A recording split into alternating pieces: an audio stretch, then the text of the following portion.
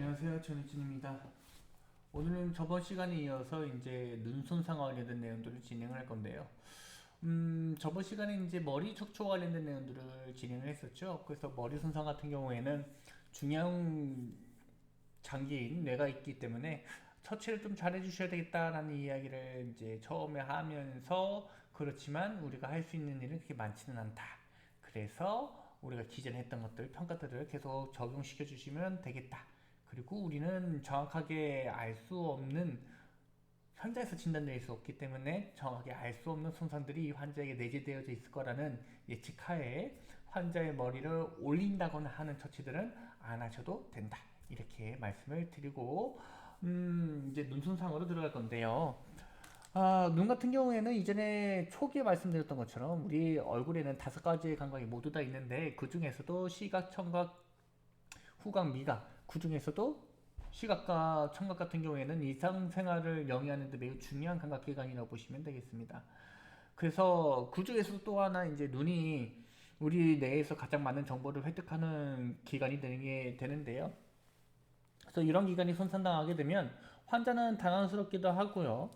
그리고 일부분 장애가 생길 거라는 이런 두려움에 빠져들게 되어져 있습니다. 그래서 우리가 이런 눈 손상을 가지고 있는 환자들 대처를 하실 때에는 여러 가지 몇 가지 좀 주의할 점이 있긴 한데, 해야 될 일도 있긴 하지만요. 그거보단 제가 봤을 때 오히려 하지 않아야 될 것들이 조금 더 중요한 환자라고 보시면 되겠습니다. 해야 될 일은 당연하게도 전문가의 치료를 받아야 될 수밖에 없는 거고요. 그 다음에 부상부의 보호, 그 다음에 다치지 않는 눈도 가린다, 뭐 이런 말들이 써져 있는데, 몇 가지만 이야기를 드리자면요. 부상 부위를 보호한다라는 말이 있을 거예요. 그래서 무언가 찔리든 찔리지 않든 혹은 뭐 손상당하든 간에, 어떤 손상이든 간에 이제 다친 눈을 이렇게 보호하기 위해 조이컷 등으로, 눈등으로 이렇게 본인 스스로 만지거나 혹은 이렇게 가려워서 긁거나, 아니면 좀 이상한 느낌이 드니까 계속 무언가를 이렇게 손을 대려고 한다거나, 그런 것들을 방지하기 위해서 종이컵 등으로 이제 가려주시는 것이 좋을 수 있고요. 그다음 다치지 않은 눈도 가려준다는 소리는 아시는 것처럼 이제 우리가 한쪽 눈도 이렇게 할 수 있긴 하지만요. 눈은 눈꺼풀은 이렇게 할 수도 있겠지만, 눈도 이렇게 좌우측을 따로따로 움직이는 이런 운동이 우리는 불가능해요. 그래서 멀쩡한 한쪽 눈 가려서 이렇게 보호하고 있는데, 나머지 눈을 이렇게 움직이게 된다면 가려져 있는 눈 자체도 눈꺼풀은 가려지거나 혹은 보호 기후 등으로 가려져 있지만 안구는 움직이게 된다. 그래서 움직일 때마다 추간 손상이 일어날 수 있으니까 아예 다치지 않은 양쪽 모두 다 가려주는 것이 생각보다 중요할 수 있고요. 하지 말아야 될 일 중에 하나는 뭐가 있냐면 바퀴무채. 바퀴무채는 어디서든 간에 다 빼지 말라고 말씀드렸습니다. 별도로 다시 말씀을 드린다고 했었고요. 그 다음에 다친 안구나 바퀴무채를 절대로 압박하지 않습니다. 눈에도 압력이 존재하거든요. 이제 안압이라고 우리가 이야기하는 것들이 있는데, 이 안압이 높아지게 되면 당연하게도 그 내부 안에서는 손상이 갈 수밖에 없게 됩니다. 그리고 눈 같은 경우에는 매우 예민한 장기이기도 해서 외부의 출혈등이 발생해서 눈을 진짜 압박하는 것은 이제 그렇게 효과적이지도 않고요. 오히려 환자에게 손상만 더 가중될 수 있으니 어, 하지 않는 것이 훨씬 더 환자에게 도움이 될 수 있겠다라고 보시면 될 것 같고, 그 다음에 보셔야 될 것이 요거네요.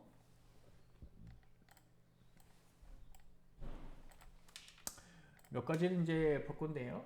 이렇게 박힌물체가 있거나 박힌물체가 없더라도 이렇게 눈으로 감싸 주시는데, 이쪽이 잘 안 보이시겠지만 반대편에 있는 눈도 가렸습니다.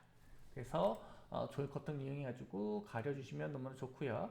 만약에 이제 그 박힌 물체가 있다면 이렇게 박힌 물체가 위쪽에 다 모두 가려지도록 고정시켜 주시는 것이 좋습니다. 고정시켜 주시고 그 위에다가 종이컵까지 올려 주셔 가지고 박힌 물체가 밖에 보이지 노출되지 않도록 하는 것이 가장 중요합니다. 이전에 박힌 물체, 신체 부위에서 박힌 물체는 뭐라고 말씀드렸냐면 2분의 1이나 3분의 2 정도 높여져 가지고 바퀴무체가 움직이지 않도록 고정시켜 주세요 라는 식으로 제가 말씀드리고 끝냈었습니다. 그런데 안구는 바퀴무체 바깥으로 노출되지 않도록 아예 다 덮어주시는 것이 좋습니다.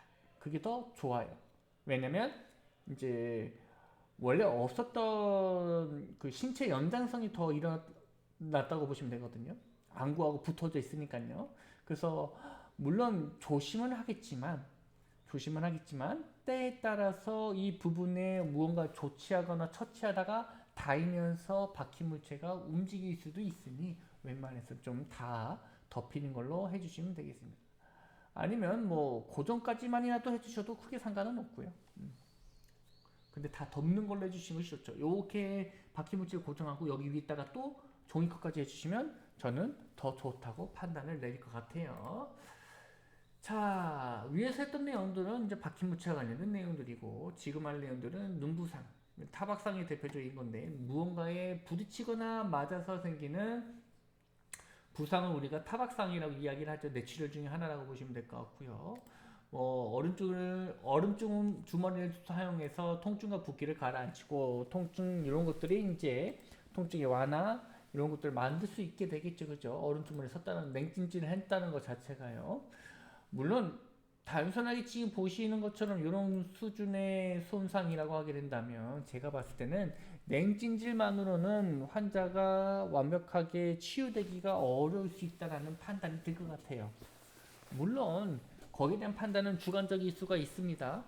이건 객관적인 장비를 가지고 측정한 것이 아니기 때문에 주관적일 수는 있겠지만 사진에 보여져 있는 정도의 타박상이라고 하게 된다면 생각보다 큰 손상이었을 것 같고요. 그로 인해서 전문적인 진단은 받아야 되지 않나라는 개인적인 판단이 있을 것 같습니다. 물론 여기서 이제 반대로 요 정도 멍이 들긴 했는데 그거 부종이 있긴 한데 이렇게 한 요 정도 여기보다 조금 여기는 지금 이렇게 되어져 있잖아요. 그죠? 이렇게 눈 덮여져 있는데 그거보다 조금 위쪽으로 한 요 정도 여기 위에 있는 게 없어지는 상태에서 요 정도까지라고 하게 된다면 뭐 한 번쯤 그냥 냉찜질하고 눈 떠보니까 눈도 조금 통증이 있겠지만 눈꺼풀도 올라오고 뭐 보이는 것도 뭐 크게 문제 없이 잘 보인다고 하게 된다면 뭐 자가 치료해도 괜찮겠죠.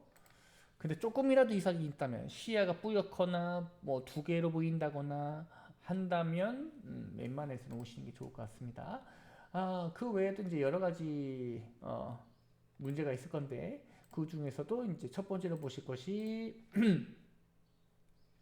찢어진 경우입니다. 찢어진 경우 보시게 되면 요 같은 경우에는 이제 기존에 있던 열상하고 크게 차이점은 없습니다. 큰 차이점은 없고요. 대표적으로 우리가 봐야 될 거는 이런 손상이 있고 만약에 출혈이 있다고 하게 된다면 때에 따라서 뭘 할 수 있냐면은 이제 우리가 지적 압박을 할 수도 있거든요. 때에 따라서는요 피가 많이 흘려서 근데 제가 그 전에 말씀드렸던 것처럼 지적 압박은 하지 말라고 그랬어요.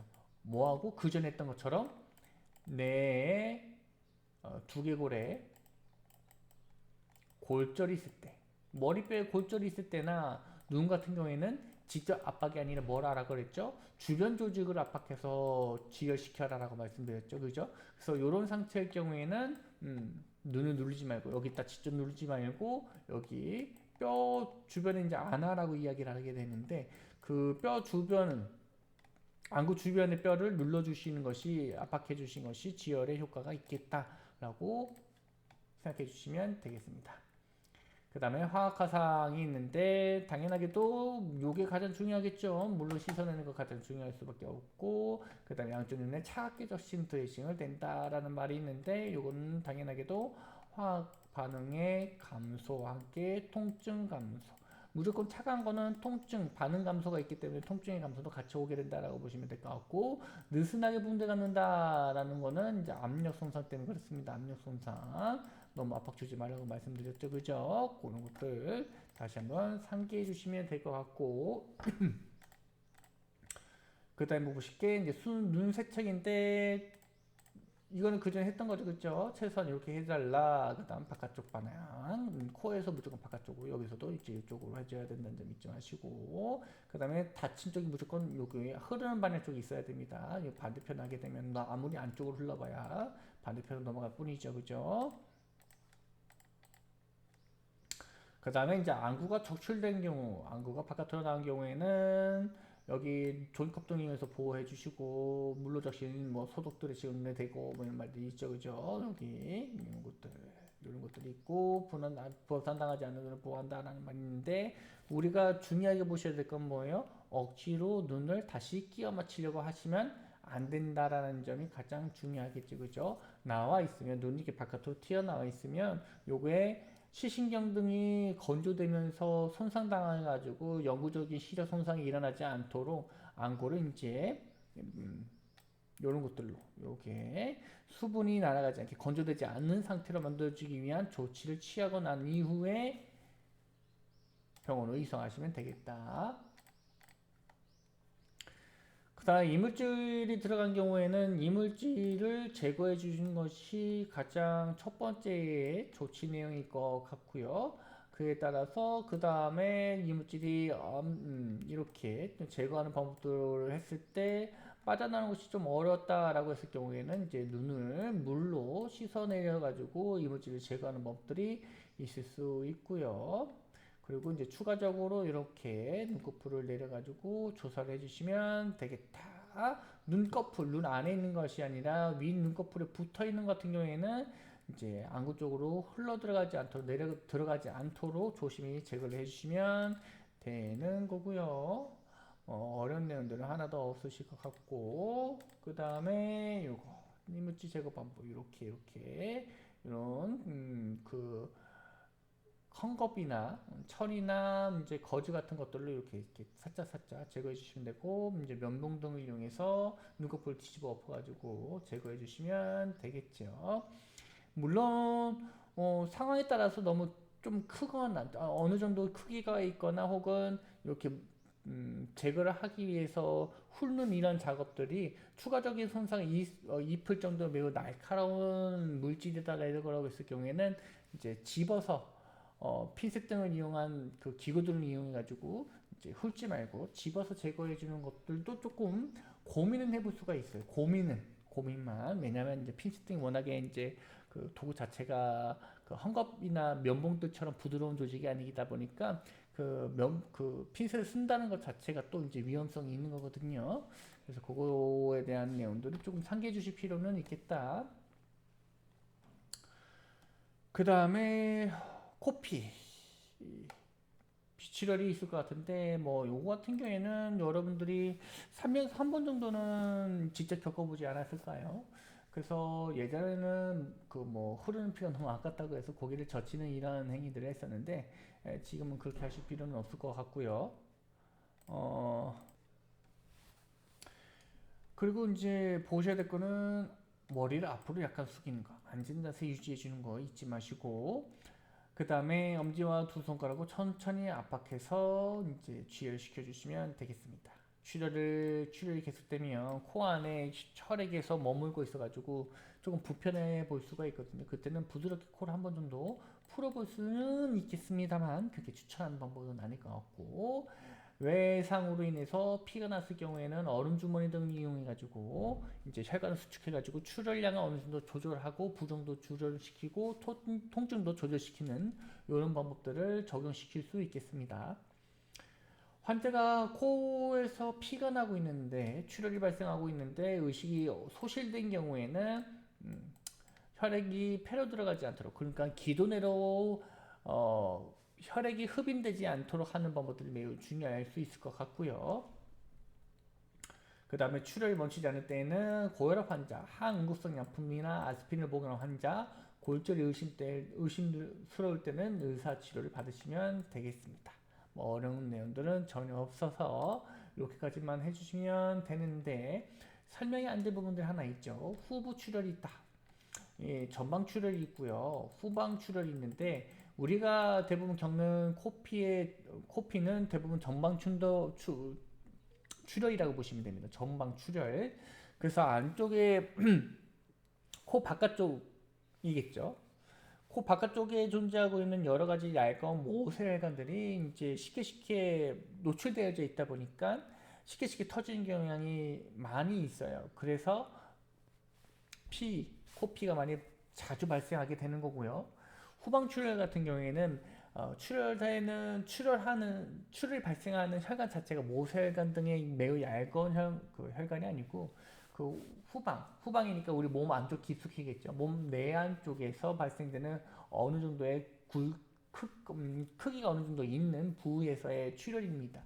그래서 이때는 지금 이렇게 하는 행위 자체가 지혈 등의 효과적인 처치가 되지 않을 수 있습니다. 지금 이런 것 후방 출혈에서는요. 그때는 오히려 그냥 빠르게 병원에 가신 것이 맞겠다. 이렇게 흘러나오는 정도가 매우 높게 이렇게 흐를 거예요. 그래서 그 코를 막아도 멈추지 않고 계속 흐르는 상황에서는 이건 후방 출혈이다라고 생각을 하시고 병원에 좀 빨리 가셔라. 그래서 이렇게 막아주시면 되겠다. 그 다음에 뭐 코뼈 골절 같은 내용들이 이제 나오는데 당연하게도 이거는 병원 내 치료를 받으신 것이 적절할 것 같습니다. 그리고 이제 열한 외상 등에 의해서 손상을 입어가지고 코피가 발생했다면 이때는 뭐 즉각적으로 119를 불러가지고 병원에 가신 것이 더욱더 빨리 조치할 수 있는 방법이 되지 않을까 싶어요.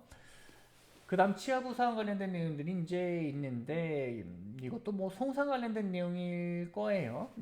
어딘가 부딪히고 다치고 해서 이가 빠지거나 부러졌을 경우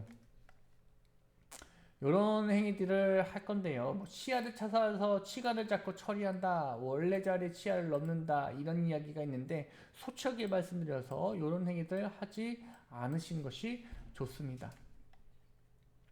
치아를 보시게 되면 치아가 이렇게 생겼을 건데 요쪽 뒤쪽 뿌리 같은 경우에는 아직 신경들이 살아있을 가능성이 좀 높이 있어요. 그래서 이쪽 부분들은 손으로 잡지 마시고 요 치아를 우유 같은 것에 담그거나 아니면 성인이라면 입안에 넣은 상태에서 오시거나, 근데 그게 조금 위험할 수 있으니까 대부분 이렇게 젖지 않은 정도로만 물에 담가 두시지 마시고 젖지 않을 정도로만 젖지 않는 게 아니고 완벽하게 마르지 않을 정도로만 예방한 상태로 치아를 가지고 오시게 되면 치아를 다시 이식시켜서 복구시킬 수 있으니까 원래 상태로 복구시킬 수 있으니 그렇게 가져오시면 되겠다. 이거 괜히 하지 않으시는 것이 제 입장에서는 훨씬 더 좋다고 판단을 내립니다. 스스로 판단을 또 이런 상황이 직접 된다고 하신다면 스스로 판단을 하시겠지만 제가 지금 개인적으로 주관적인 상황이 일어나지 않았지만 어느 정도 이미지로 떠올려서 상상을 해서 그런 상황일 때 어떻게 하면 좋겠다라는 판단을 내게 됐네요. 어떤 상황이든 내 아들이든 아니면 다른 어린아이든 아니면 성인이든 노인이든 간에 요거는 안 할 것 같습니다. 그래서 입안을 세척하고 거질돼서 지혈해지는 정도는 요거 상태에서 해줄 수 있을 것 같고요. 앞서 얘기했던 것처럼 가져오는 것만 신경이 살아날 수 있을 정도로 치아 뿌리를 건들지 않는 상태로 가지고 보관해가지고 오시면 그게 훨씬 더 치료에 효과적이지 않을까 싶어요. 제 생각으로는요. 그리고 또 이제 보셔야 될 것들이 이런 내용들이 있어요. 그죠? 치아 넣지 말고 유제품에 넣지 않는 거. 이게 우에다 넣는 게 되게 많이 있거든요. 아까 전에 제가 말씀드렸었는데 우에 넣는 경우가 되게 많이 있어요. 그 치과 전문의들도 이제 우에다 넣으라고 많이들 이야기를 해주고 있죠. 그래서 원래는 여기 써져 있는 것처럼 저도 이제 넣는 것을 그렇게 좋아하지는 않았지만 이제 치아 관련돼서는 저보다는 치과 의사 선생님이 훨씬 더 전문가이다 보니까 우유에 넣는 것까지는 뭐 그분이 말씀하셨으니 저는 오케이라고 봅니다. 세척하지 마시고 건조시키지 않고 순사시키지 않고 요런 것들 붙은 조직 제거하지 않고 반짝반짝 치아는 뺏지 않고 그냥 원래 그대로 있는 상태로 가져오시면 최선이 되겠다. 이렇게 정리해 주시면 될 것 같고요. 그 다음에 불연 치료 같은 경우에는 뭐 인신충전제 이런 것들이 써져 있긴 한데 이것도 보시지 마시고 가감하게 이것도 삭제를 합시다. 삭제 자제해 주시고 쓰지 마시고요. 그 다음에 부어 있다면 조직에 의해서 얼음찜질을 통해서 약간의 그 부종이나 통증을 완화시킬 수 있을 것 같고, 턱뼈골절 의심 시에는 턱뼈를 고정시킨다라는 말이 있는데, 뭐 고정시키는 방법들은 삼각근을 이용해서 턱뼈를 고정시키는 방법들은 있을 것 같고요. 붕대를 이용해서 고정시키는 방법 등이 있을 수 있겠죠, 그죠? 그리고 그 아래에 있는 것들은 굳이 보지 않으셔도 되겠습니다. 자, 그 다음에 보셔야 될 것이 이제 척추 부상인데, 요거 같은 경우에는, 여기 팔다리 움직일 때 통증 여부, 그 다음 팔다리 감각, 대소변 능력 통제 상실, 팔다리 마비, 변형 등이 있다면, 여기서 말하는 변형은 척추의 변형입니다. 등 쪽을 딱 봤더니만 원래 이렇게 고다야 될 척추가 휘어져 있거나 아니면은 이상한 각도로 이제 그 위치하고 있거나 하게 되면 당연하게도 이제 척추의 손상을 의미할 수밖에 없을 것 같고요. 팔다리 같은 경우에는 당연하게도 이 척추 신경에서 뻗어나가는 말초신경이 담당하고 있다 보니까 움직이지 못하거나 감각이 없게 되면 당연하게도 척추 손상을 의심해 볼 수가 있을 것 같고요. 대소변도 마찬가지로 척추 쪽에서 담당하고 있는 능력 중의 하나니까 이 기능이 적절하지 못한다고 판단해 드신다면 척수 손상, 척추 손상으로 인한 척수 손상 혹은 말초신경계의 손상까지도 조금 고민을 해보시면 될 것 같고, 그래서 우리는 그러면 뭐 어떤 것들을 확인해 주시면 되느냐면 통증, 움직일 수 있는지 확인해 주시면 될 것 같습니다. 그러니까 감각하고 그 다음에 운동하고 흔히 우리가 이제 PMS라고도 이야기를 하거든요. PMS. 그래서 펄스, 모터, 센서 이렇게 해가지고 맥박이 있느냐, 운동성이 있느냐, 감각이 있느냐 이런 것들을 확인을 하는 건데 맥박은 여러분들이 특별하게 하실 이유는 없을 것 같고요. 이 정도까지만 해주셔도 되겠습니다. 그 다음에 반응이 없는 환자 같은 경우에는 그러면 우리가 어떻게 확인할 거냐, 환자가 운전 보러 갈 수도 없고 내가 만졌을 때 느낌을 말할 수도 없는 의식 없는 환자 같은 경우에는 이런 것들 해주시면 돼요. 손발을 자극시켰을 때 이게 움직이는가, 그러니까 팔 같은 데 막 꼬집는 거죠. 꼬집으면 이제 자극시키거나 차가운 거 되거나 하게 되면 이렇게 피하는가, 이런 것들 확인해 주시면 되는 거고, 그 다음에 척추 주변의 변형이나 멍이나 아니면 열상이 있거나 뭐 이런 것들, 타박상, 열상 이런 것도 확인해 주시면 되겠죠, 그죠? 그런 것들이 있으면 환자가 의식이 없더라도 우선 척추 손상을 의심해 볼 수는 있겠죠, 그죠? 그러면 조금 더 조심스럽게 환자를 다뤄줄 수는 있겠다. 그 다음에 척추 부상 환자 어떻게 확인할 것인가? 그러면 여기 창지하지, 여기 아까 전에 검사라고 써져 있긴 한데 요 그냥 PMS 생각하시면 돼요. PMS에서 피는 여러분들 굳이 하실 필요는 없고 이렇게 해주시면 되고요. 만약에 피까지 해주실 거면 맥박 확인하지 마시고요. 우리 손톱 누르는 거 있죠, 그죠? 모세혈관 재충혈 있는 시간 2초 이내로 해주는 거, 그 손톱 눌러서 확인하는 방법으로 대체해 주셔도 괜찮겠다. 그리고 이제 두 번째로 환자를 고정시키는 거, 환자를 움직이지 않도록 해주시는 것이 환자에게 훨씬 더 도움이 될 수는 있겠다라고 보시면 되는 거고, 그래서 그러면 이런 환자들은 어떻게 평가를 내릴 것인가? 의식 있는 환자에서는 이렇게 손가락 움직여 보세요 했더니 움직이고, 손가락 만졌을 때 아프다, 그리고 손을 꽉 쥐어보세요 했더니 손을 꽉 쥐네, 이렇게 확인할 수가 있고요.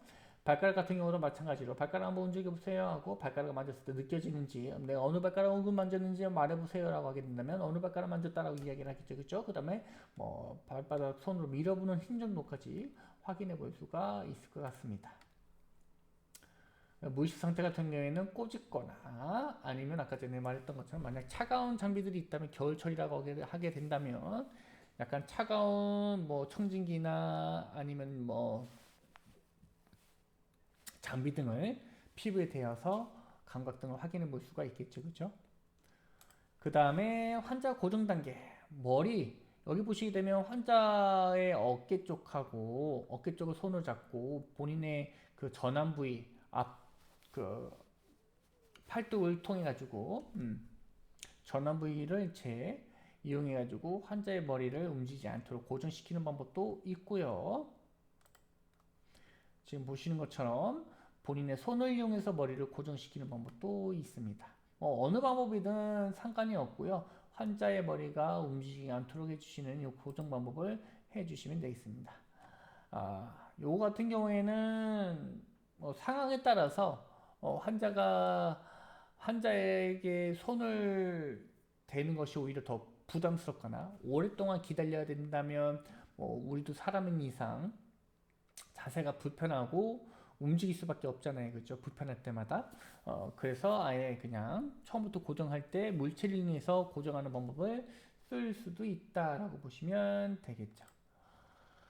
그 다음에서는 실제 환자와 관련돼 가지고 이제 이렇게 기도하고 함께 기도 유지와 함께 머리를 고정시키는 방법들, 차 안에서 고정시키는 방법들이 이렇게 있는데 이것들은 추가적인 설명을 하면서 다음 시간에 진행하도록 하겠습니다.